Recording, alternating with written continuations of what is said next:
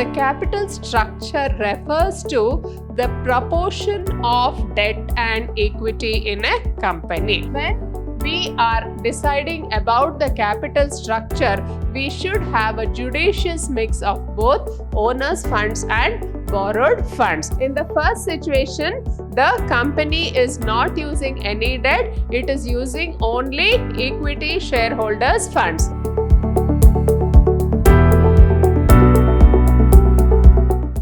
Hello everyone, I am Purnima, faculty in the Department of Commerce, Vidhyaashram Pre-University College, Temple of Excellence. In this session on the chapter Financial Management, I will be discussing about the capital structure of the companies. Now, what do you mean by capital structure and what are the various aspects involved? What are the various factors which go into the deciding the capital structure of a company? So as we all know, the capital structure of a company is comprised of two funds, that is the borrowed funds and the owners' funds. Now the owners' funds refers to the shareholders' funds and the borrowed fund refers to loans taken from the external sources. Now let us have a look at what we have in this session. Now let us have a look at what is the meaning of capital structure. Now, capital structure refers to the mix between the owners and borrowed funds.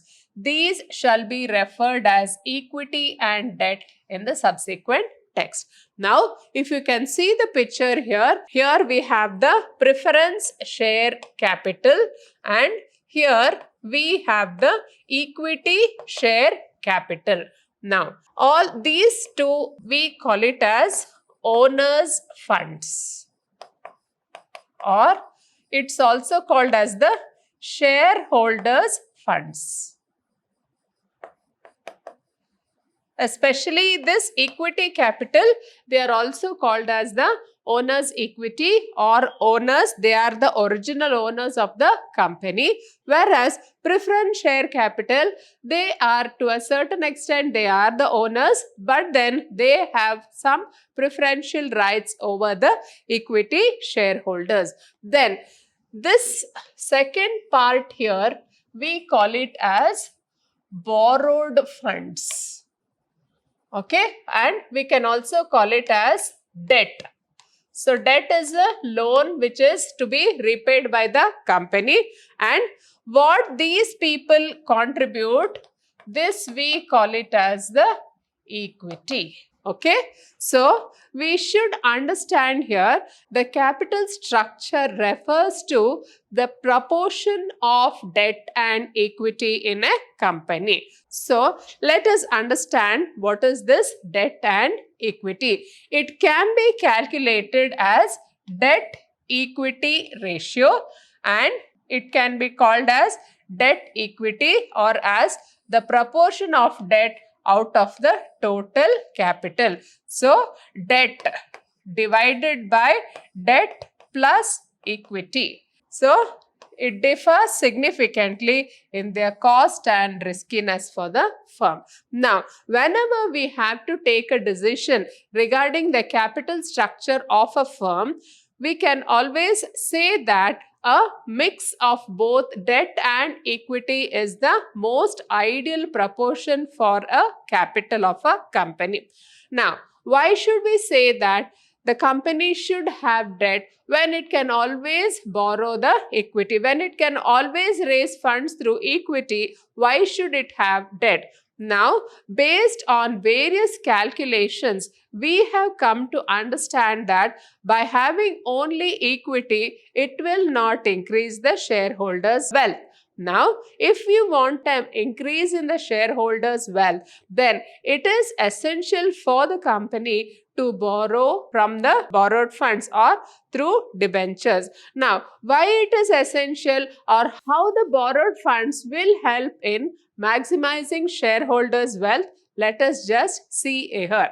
Now, in the capital structure, we understand that the cost of debt is lower than the cost of equity for a firm because the lender's risk is lower than the equity shareholder's risk. the lender earns an assured return and repayment of capital, and therefore they should require a lower rate of return. Now, as I had told you earlier, these two shares are called as the owner's funds, and this is the borrowed fund. So, when we are deciding about the capital structure, we should have a judicious mix of both owner's funds and borrowed funds. Now, whenever we talk of borrowed funds, the cost of debt should be lower than the cost of equity. Now, why do we consider the cost of debt as low? Because the lender earns an assured return. So, the debenture holders, they will be paid a fixed rate of interest every year. In addition to that, they will be assured of the repayment of their capital. Whereas, equity shareholders do not have such rights. Now, equity shareholders will be given dividend only when the company makes profits, and in case the company is going into liquidation, the equity shareholders may not get a return. They may have to forego the capital also. So, the risk for the equity shareholders is higher than the risk for the debenture holders. So, it is essential that when the company raises funds through borrowed funds, the rate of interest should be lower. So, why it is lower? Because the debenture holders don't have any risk as such, because they will be assured of a return on the capital, and also they will be a guaranteed return of their investment in the organization. So, the debenture holders will have lesser risk, and as a result of it, the cost of debt will be lower.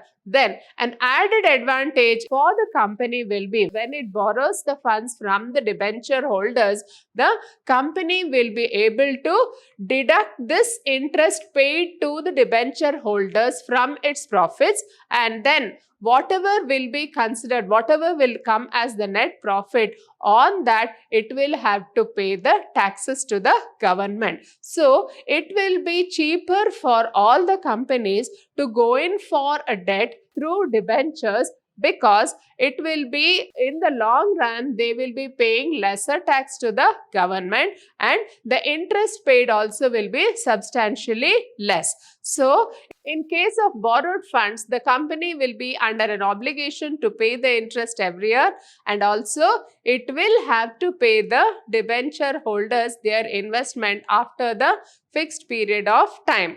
Now, it will be easier for the companies to raise equity because equity comes at a very low price, or there is no obligation to pay for the equity shareholders. But then the companies are warned against using only equity for the capital structure, because it will considerably result in lowering the shareholders' wealth. So, in the next slide, we'll have an example on how the debt will increase the earnings per share. Now, this is the problem relating to company A. Here, the total funds used is 30 lakhs. The interest rate is 10% per annum. Tax rate is 30%. EBIT, that is earnings before interest and tax, is 4 lakhs. And the debt, in situation 1, it is nil. Situation 2, it is 10 lakhs. Situation 3, it is 20 lakhs. Now, there are 3 situations here. In the first situation, the company is not using any debt. It is using only equity shareholders' funds. Now, in the second situation, we can see that the company has equity and it has also debt. And in the third situation also, the company has half equity and half debt. Now, let us have a comparison of all these 3 situations. Now, if you can see here, this is earnings before interest and tax. So, in this situation, we'll just see what are the various profit which the company has earned here. So all the three situations we can see that the earning before interest and tax is 4 lakhs. Now in the situation 1, the company has no debt at all, and as a result of which it is not paying any interest. Here the interest paid by the company is nil or 0. So as a result of which the earnings before tax will be the same as 4 lakhs itself. It maintains that. Next, there is tax at 30%. Suppose, so you are calculating 4 lakhs into 30%. So that comes up to 1,20,000. So 1,20,000 is the tax which has to be paid by the company in situation 1. Now, what will be the earnings after tax? So, the earnings after tax will be 2,80,000. Now, if you have number of shares at rupees 10, the number of shares at rupees 10 is 3 lakhs. So, there are 3 lakh shares in the company, and the earnings per share will come up to 0.93. So, if you divide this 2,80,000 divided by 3 lakhs, so you are getting 0.93. So, this is EPS, or it is also called as earnings per share. So, if you can see in the first situation, there is no debt at all. When there is no debt, then there will be no interest, as a result of which the earnings before tax will remain the same.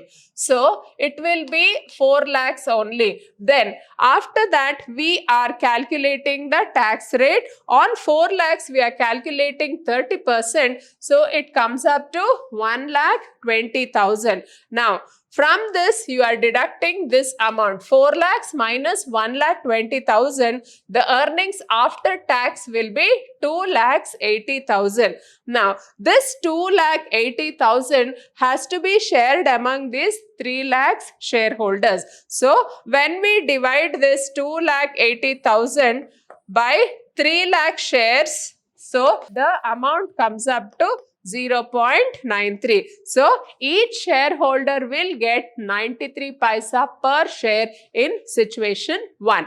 Now, in situation 2, again we have a earning before interest and taxes 4 lakhs. The interest is 1 lakh. So, after deducting this EBIT from interest, we are having EBT as 3 lakhs. So, from this, we are deducting tax at 90,000. So, 3 lakhs into 30%, that comes up to 90,000. And now, here we have to pay this amount as dividend. Now, how many shareholders are there? There are 2 lakh shareholders. So, the earnings per share will be 2,10,000.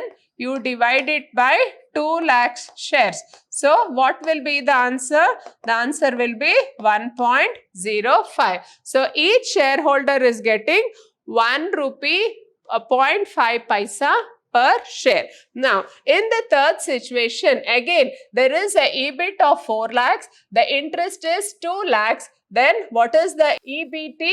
It is 2 lakhs. Now, on 2 lakhs, you have a tax rate at 30%. So, on 2 lakhs, you calculate 30%, you are getting 60,000. So, 2 lakhs minus 60,000, we are getting 1,40,000, which has to be paid as dividend to the shareholders. Now, this 1,40,000, you divide it by 1 lakh shares. So, on 1 lakh shares, each of them will get 1 rupee 40 paisa per share. So, this is EBIT and EPS analysis. So, through this EBIT and EPS analysis, we can understand that when a company does not have any debt, the company's earnings per share is very low. When there is certain amount of debt, it gets some better interest, or the earnings are better, and when there is half of debt and half of equity,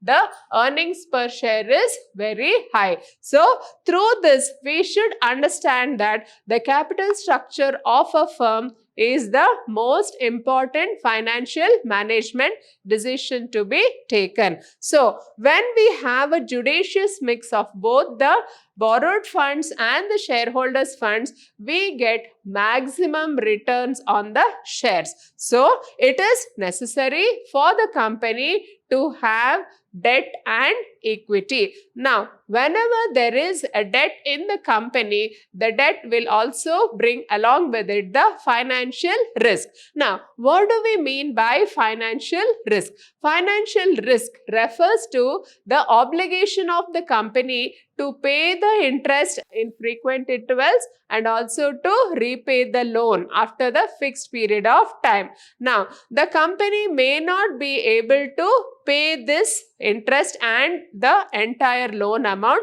So, that is the risk. We call it as the financial risk. So, whenever it borrows loans, these loans have to be repaid along with interest, and it will be an additional burden to the companies.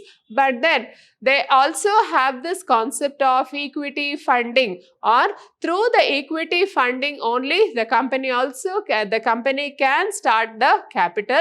But then after you have an analysis of EBIT and EPS, we come to know that it is best to have a combination of both borrowed funds and shareholders' funds. Now, let us look into what are the various factors affecting the choice of capital structure. Now, the first one is the cash flow position. The size of the projected cash flows must be considered before borrowing. Cash flows must not only cover fixed cash payment obligations, but there must be sufficient buffer also. Now, the cash flow position of the company is the most important factor when we decide about the capital structure. So, if the company is well established and there is lot of cash coming into the company and every day it is earning lots and lots of revenue,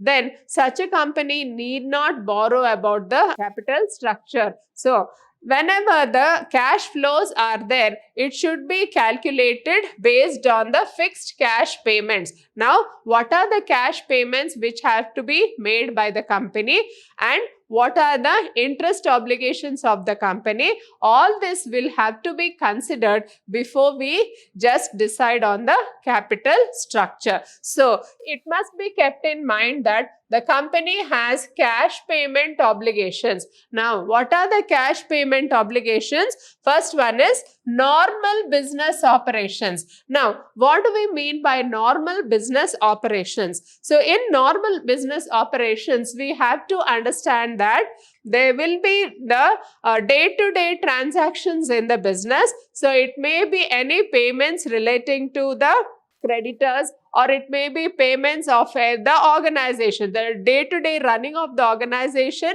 needs some amount of cash which has to be paid every day. Then next is for investment in fixed assets. So whenever there is cash flow, there may be investment in fixed assets, and also the last part is for meeting the debt service commitments, that is payment of interest and repayment of capital. So, all these aspects have to be first calculated, and then we have to see whether the cash flow is more. There should be a buffer cash whenever there is a debt obligation. Only then the company can survive. If all the revenue goes into payment of interest and the business operations and for investment, then such a company cannot grow. So, it is essential for the company to know routine expenses which are incurred by the company, and what are the financial obligations,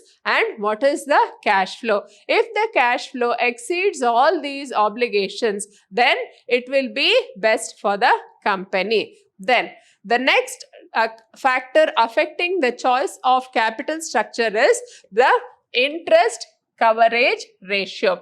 Now, what do we mean by interest coverage ratio? It refers to the number of times earnings before interest and taxes of a company covers the interest obligation. So, how many times more the company is earning and covers the interest obligation. So, we will just see this in the next slide here. We have the formula here. So, what is the formula here? The interest coverage ratio equals earnings before interest and tax divided by interest rate, or ICR. Interest coverage ratio is equal to EBIT. EBIT means what? Earnings before interest and tax divided by the interest to be paid for the borrowed funds. Now, the higher the ratio, the lower shall be the risk of the company failing to meet its interest payment obligations. Now, when this ratio is higher, that is EBIT by interest, when this ratio is high, the higher the ratio, the lower shall be the risk of the company failing to meet its interest payment obligations. A firm may have high EBIT but low cash balance. Apart from interest, repayment obligations are also relevant. So, what does it say here? In the interest coverage ratio, it should also be very high. If you get a very high interest coverage ratio, then we can say that the company is in a very comfortable position. Comfortable in what respect? That it can easily meet its interest payments and also it can easily repay the loans. But however, sometimes the company may have a high EBIT. Now, what is EBIT? The company may have a very high earnings before interest and tax, but low cash balance. The company's cash balance will be low. Then, when there is such a situation, the company will have to think about borrowing the funds, and also apart from interest, the company also is obliged to repay the entire amount of loan after the loan period is over. So, this interest coverage ratio plays an important part in the capital structure decisions. Then, the third factor affecting the choice of capital structure is debt service coverage ratio. We can see here the income and debt, we have to balance between income and debt. Now, let us see what this ratio tells us. Now, the debt service coverage ratio takes care of the deficiencies referred to in the interest coverage ratio. Now, in the interest coverage ratio, what did we say? We said that a higher ratio means the company is in a very good position to pay its interest and the loans. But then there is also the risk of non-payment because of lesser cash available in the company. Now, this drawback has been taken care of in this debt service coverage ratio.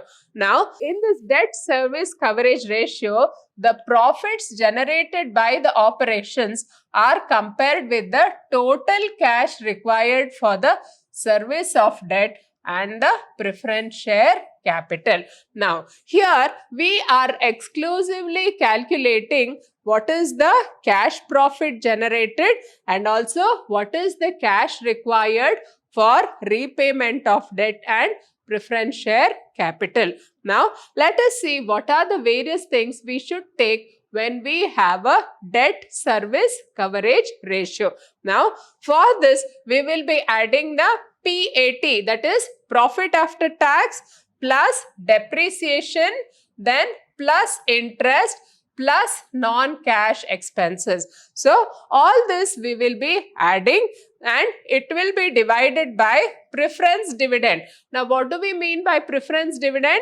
It is the dividend paid for the preference share capital owners, then also the repayment obligation. Now, what do we mean by repayment obligation?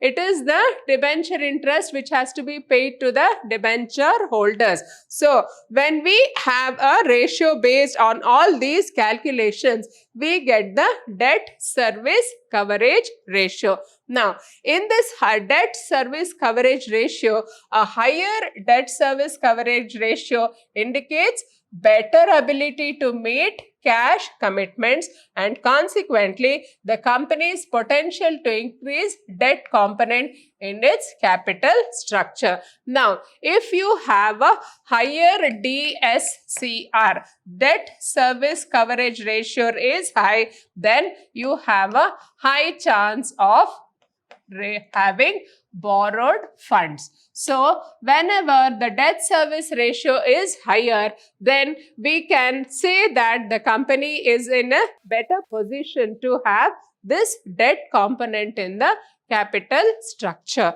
Then, the next factor affecting the choice of capital structure, we have the return on investment. If the return on investment of the company is higher, it can choose to use trading on equity to increase its EPS. Now, we know the meaning of EPS, that is earnings per share. Earnings per share. So, to increase its EPS, its ability to use debt is greater. So, whenever the return on investment is higher, the company will be in a better position to have borrowed funds. Now, whenever we are having borrowed funds, we have to see that the return on investment is higher than the rate of interest. Now, in my previous example which I gave you on EBIT and EPS analysis, we could see that the rate of return on investment was higher than the tax rate. Now, when the rate of return is higher than the tax rate, then the company is in a comfortable position. But if the rate of return is lower than the interest rate which has to be paid by the company, then the company should not go in for borrowed funds. Then, the next factor affecting the choice of capital structure is the cost of debt. Now, what is this cost of debt? A firm's ability to borrow at a lower rate increases its capacity to employ higher debt. Now, the cost of debt means what is the amount of interest you are paying for the borrowed fund. So, if the percentage is very low, then the company will be in a better position. So, the company may be tempted to go in for borrowed funds because the funds are coming at a very low rate of interest. Now, there are certain schemes under the government which finance those companies in the priority sector where the government is lending them loans at a very cheaper rate of interest. So, in order to encourage the industrialization, and the company can make use of such funds which are given at a very low rate of interest. Then, we notice the tax rate. Since the interest is deductible expense, cost of debt is affected by the tax rate. So, the firms in our example are borrowing at 10% since the tax rate is 30%. The after-tax cost of debt is only 7%. So, whenever the firm borrows from external sources, it has to pay an interest on the amount borrowed. Now, the interest which we are paying to our creditors, that is a deductible expense, and the cost of debt is affected by the tax rate. How it is affected by the tax rate, we can know. So, in the previous example which I had given you, there the tax rate is 30%, whereas the rate of borrowing is only 10%. So, you are paying an interest of 10% only, and the tax rate is 30%. So, the company, the after-tax cost of debt is only 7%. So, it comes up to 6.67%. So, it is cheaper for the company to borrow, and because the interest is a deductible expense when we calculate the profits of the company. Then, the next factor affecting the choice of capital structure is the cost of equity. Stock owners expect a rate of return from the equity which is commensurate with the risk they are assuming. The stock owners expect a rate of return from the equity which is commensurate with the risk they are assuming. Now, what does it mean? the equity shareholders are considered as the original owners of the company, and secondly, they will be having all the risk. They have to bear all the risk relating to the company. So, when the company makes profits, they are entitled to dividends, but when the company makes losses, they have to bear the losses. They have to forego with their dividends. And in case of liquidation of the company, the equity shareholders will face a higher risk than the risk faced by the debenture holders. So, the equity shareholders will expect a more rate of return on their investment. So, when the company increases debt, the financial risk faced by the equity shareholders increases. So, when the company keeps on borrowing lot of money from the external sources, the equity shareholders will also have to face the financial risk which is faced by the company. Then, the next factor affecting the choice of capital structure is the flotation cost. Now, the process of raising resources also involves some cost. Public issue of shares and debentures requires considerable expenditure. Now, whenever we have to make an issue of equity shares or preference shares to the public, then there are a lot of process involved and there is lot of expenditure involved. Now, what are the various expenditures here? First thing is we have to issue the prospectus, then we have to send an advertisement in the newspapers and all social media saying that such a company is going in for public issue. Then we also have to hire the underwriters to the issue, and all this will involve lot of cost and money. So, whatever cost the company spends on the issue of equity shares and preference shares, they all will be considered as the flotation cost. So, this flotation cost will include the cost of advertising, the cost of issuing prospectus, the cost of engaging the underwriters commission, etc. So, all these things will be included in flotation cost, and it will be an added expenditure to the company. So, now we have to think that if the flotation costs are lower, then we can go in for an issue of equity or preference shares. But then if the flotation costs are very high, the company can always go in for borrowed funds, which will be available at a cheaper rate of interest. Then the next factor affecting the choice of capital structure is the risk consideration. Now, what do we mean by risk consideration? As discussed earlier, the use of debt increases the financial risk of the business. Now, the financial risk refers to the position where the company is unable to meet its fixed financial charges, namely interest payment, preference dividend, and repayment obligations. Now, whenever we use the debt, it increases the financial risk. How it will increase the financial risk to the company? Because the company will be obliged to pay the interest at periodical intervals, and it also has to make the dividend payment to the preference shareholders. Now, why we should pay dividend to the preference shareholders? Because they are having a preference over the equity shareholders. So, preference shareholders have to be paid dividend at regular intervals, and also the repayment obligations. So, we have to pay back the capital which we have collected from the preference shareholders, and also the debenture capital which we have collected from the debenture holders, as well as other loans which the company has borrowed. So, all this will be an added risk to the company. So, the risk consideration or the risk factor is the most important factor when we decide on the capital structure. Now, the business risk depends on fixed operating cost.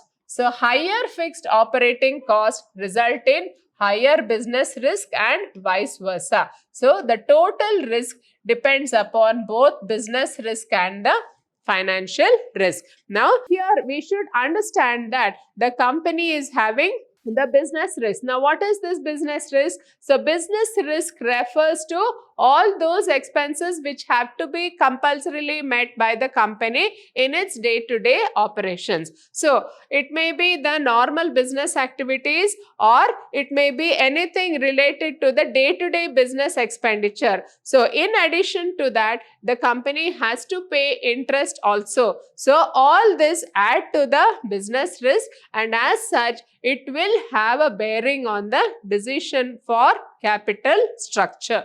Then, the next factor affecting the choice of capital structure is flexibility. Now, what do we mean by flexibility? If a firm uses its debt potential to the full, it loses its flexibility to issue further capital. To maintain flexibility, it must maintain some borrowing power to take care of unforeseen circumstances. Now, once we have decided on the proportion of what is the borrowed fund and what is the shareholders fund, so we should also see that there is a certain amount of percentage of borrowed fund which should not be borrowed. Now, why we are telling this? Because once it uses its debt potential to the full, it loses its flexibility to raise further loans. So, once it fulfills all its percentage of debt funds, then it cannot borrow any more funds. So, the entire percentage of debt should not be used at once. Then, so to maintain flexibility, it should see that the entire percentage is not used and a certain portion of the debt fund should be maintained as such. Then, the next factor affecting the choice of capital structure is control. What is the meaning of the word control? Debt normally does not cause a dilution of control. Now, from where we are borrowing the debt will be always borrowed from the external sources. Now, these external sources, they will be paying to the company in the form of loans, and their only interest in the company will be to recover the interest and recover the loan. Other than that, they don't have any obligation with the company. But then, a public issue of equity may reduce the management's holding in the company and make it vulnerable to take over. But if you are raising loans through public issue, that is through equity, if you are borrowing the funds, then it will result in dilution of management control. So, when the equity shareholding of the company crosses more than 51% of the company's entire shareholding, there may be a risk of takeover by other companies or other shareholders. So, in order to see that there is no dilution of control of management, it is better for the company to go in for borrowed funds, that is through debentures. Then, the next factor affecting the choice of capital structure is the regulatory framework. Now, what do we mean by regulatory framework? So, every company operates within the regulatory framework provided by the law. That is, public issue of shares and debentures have to be made under SEBI guidelines. So, raising funds from banks and other financial institutions require fulfillment of other norms. Now, here in this regulatory framework, we observe that all the joint stock companies are being regulated by the Companies Act. So, as per the rules and regulations laid down in the Companies Act, there are certain restrictions which have been made for all the companies. So, whenever there is a public issue of shares and debentures, they have to follow the guidelines laid down by SEBI. Now, what is the full form of SEBI? SEBI means Securities Exchange Board of India. So, they will lay down the rules which have to be followed by all the joint stock companies. And in addition to this, the raising funds from banks and other financial institutions require fulfillment of other norms. Now, when the company wants to raise funds from banks or other financial institutions, it will have to follow the rules which have been laid down by the government. So, after following all the rules only, they can borrow. So, it will affect the capital structure decision. Now, the next factor affecting the choice of capital structure is the stock market conditions. Now, what do we mean by stock market conditions? So, if the stock markets are bullish, equity shares are more easily sold even at higher prices. Use of equity is often preferred by companies in such a situation. So, what do we mean by the stock market condition? Now, here they say that stock markets are bullish. Now, what do we mean by the bullish condition in a stock market? It means that there is a positive trend. That is, the shares of the companies the price of shares of the company are going higher and higher, or there is a lot of demand for the company's share. So, in such a situation, the company will be always tempted to go in for equity. So, it can always issue equity because it is having a very favorable stock market condition. But then, if the company's stock market condition is not favorable, then it can go in for debt. However, during a bearish phase means this is a negative trend, or there is a downward trend in the prices of shares. Now, this bearish trend, the company may find raising of equity capital more difficult and it may opt for debt. Now, when the company's share prices begin to fall down, then there may be no demand for such companies' shares, and as such, even if it goes in for more equity shares, then again the prices of shares will come down because of the increased supply of shares in the stock market. So, in such a situation, the company has to go in for a debt capital. So, in the bullish trend, the company can go in for equity, whereas in a bearish trend, it is better for the company to go in for a debt. Then, the last factor affecting the choice of capital structure is a capital structure of other companies. A useful guideline in the capital structure planning is the debt equity ratios of other companies in the same industry. There are usually some industry norms which may help. Now, if there are various other existing industries which are engaged in the same business, we can always go and look in for the capital structure of such companies. Now, when you just check into the capital structure of such companies, we will be able to have a better picture of what our capital structure should be. So, whenever we go in for a debt equity planning, we can always have a look at the capital structure of other companies and then decide what will be the best capital structure for our company. So, in this way, we have just covered what is the meaning of capital structure of a company and what are the various factors affecting the capital structure. Hope you have all understood this session on financial management. Thank you.